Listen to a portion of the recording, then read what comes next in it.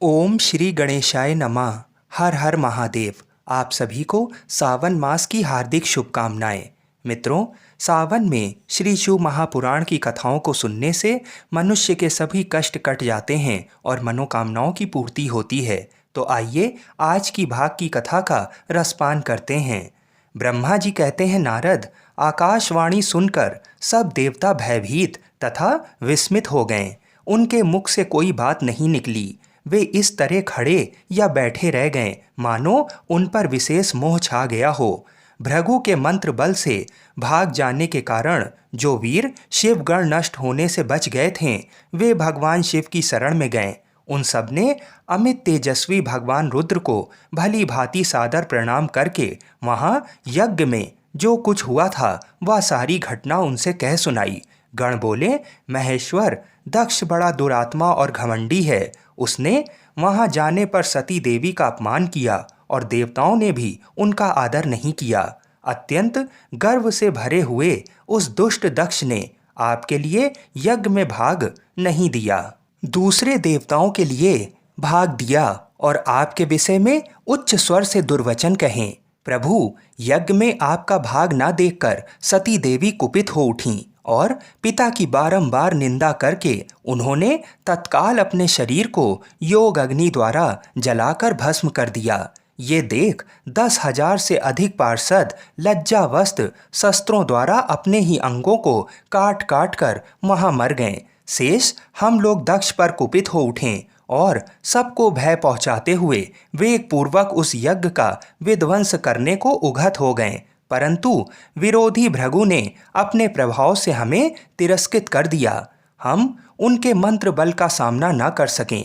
प्रभु, विश्वंभर, वे ही हम लोग आज आपकी शरण में आए हैं। दयालु, महाप्राप्त हुए भय से आप हमें बचाइए, निर्भय कीजिए। महाप्रभु, उस यज्ञ में दक्ष आदि सभी दुष्टों ने घमंड में आकर आपका विशेष रूप से अपमान किया है।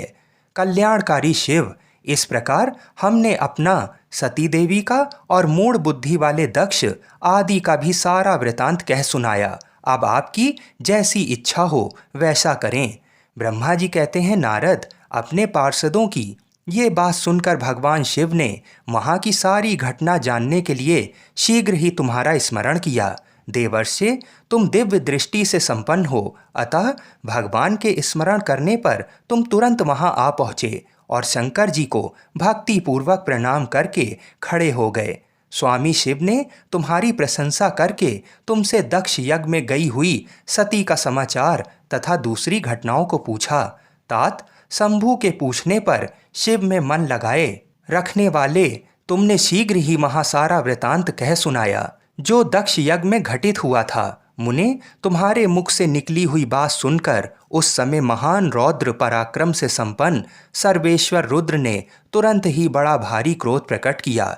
लोक संहारकारी रुद्र ने अपने सिर से एक जटा उखाड़ी और उसे रोषपूर्वक उस पर्वत के ऊपर दे मारा।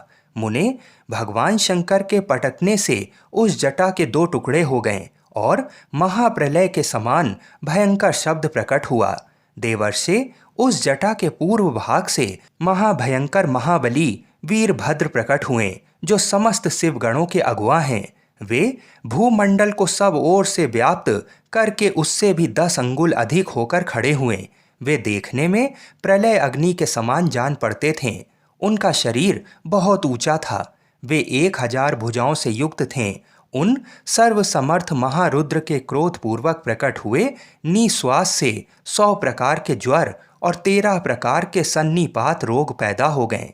तात, उस जटा के दूसरे भाग से महाकाली उत्पन्न हुई, जो बड़ी भयंकर दिखाई देती थीं। वे करोड़ों भूतों से घिरी हुई थीं।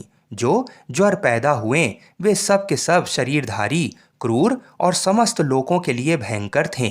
वे अपने तेज से प्रज्वलित हो सब ओर दाह उत्पन्न करते हुए से प्रतीत होते थे। वीरभद्र बातचीत करने में बड़े कुशल थे।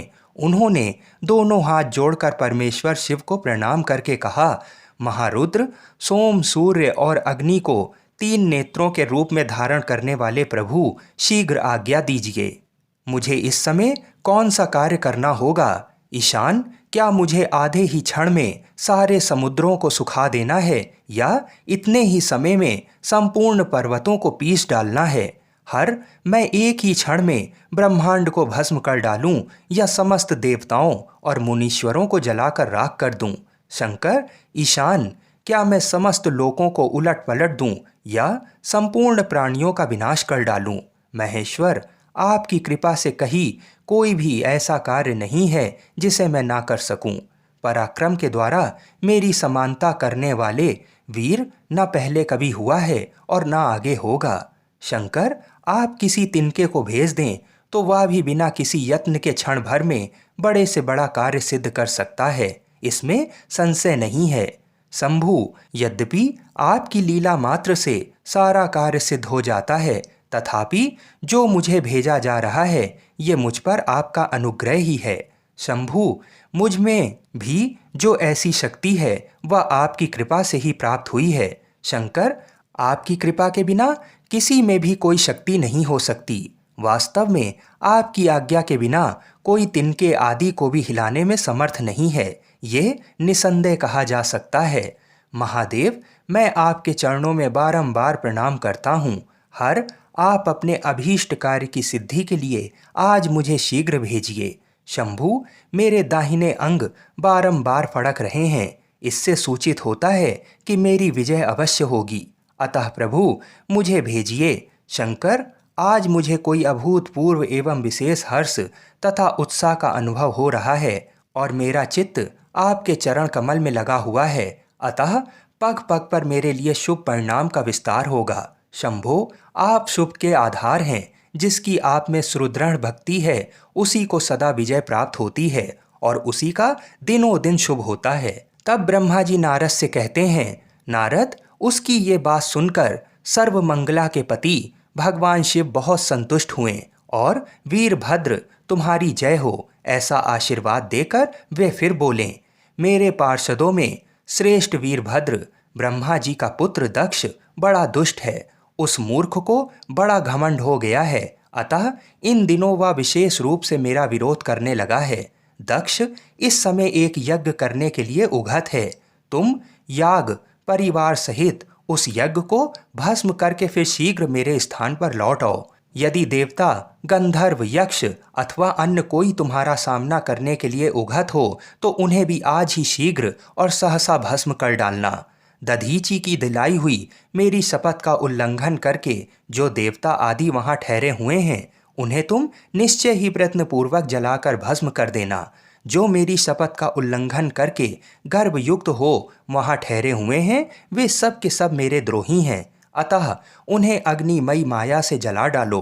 दक्ष की यज्ञशाला में जो अपनी पत्नियों और सारभूत उपकरणों के साथ बैठे हों उन सबको जलाकर भस्म कर देने के पश्चात फिर शीघ्र लौट आना। तुम्हारे वहां जाने पर विश्वदेव आदि देवगण भी यदि सामने आ तुम्हारी सादर स्तुति करें तो भी तुम उन्हें शीघ्र आग की ज्वाला से जलाकर ही छोड़ना। वीर, महादक्ष आदि सब लोगों को पत्नी और बंधु बांधवों सहित जलाकर कलशों में रखे हुए जल को लीला पूर्वक पी जाना। ब्रह्मा जी कहते हैं, नारद, जो वैदिक मर्यादा के पालक, काल के भी शत्रु तथा सबके ईश्वर हैं, वे भगवान रुद्र रोष से आंख लाल किए महावीर वीरभद्र से ऐसा कहकर चुप हो गए। मित्रों, आगे की कथा भी अवश्य सुनिएगा और हमारे चैनल को अवश्य सब्सक्राइब करें।